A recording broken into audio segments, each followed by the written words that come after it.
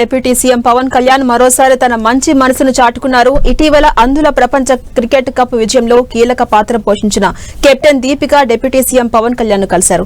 అప్పుడు దీపిక తన స్వగ్రామం తంబాలహట్టిలో కనీస మౌలిక సదుపాయాలు లేవని, రహదారిని వేయించాలని పవన్ కళ్యాణ్ కోరారు. దీంతో వెంటనే స్పందించిన పవన్ కళ్యాణ్ 24 గంటల్లోగా తంబాలహట్టి గ్రామానికి నిధులను మంజూరు చేశారు. దీంతో పాటుగా దీపిక కుటుంబానికి నిత్యావసర సరుకులు కూడా పంపించారు పవన్ కళ్యాణ్.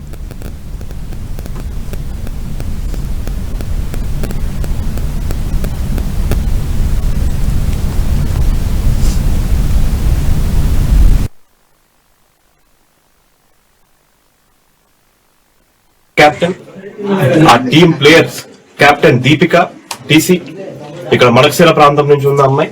సో చాలా గర్వకారణం రాయలసీమకు కూడా, అదేవిధంగా భారతదేశానికి కూడా. అందులో భాగంగా పవన్ కళ్యాణ్ గారు అమ్మాయితో చర్చించినప్పుడు ఎన్నో సమస్యలని, ముఖ్యంగా మొదటిగా రోడ్డు.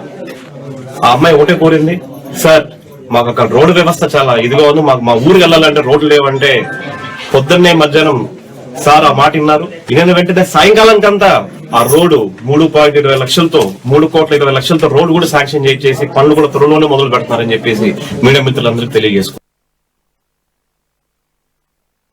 కెప్టెన్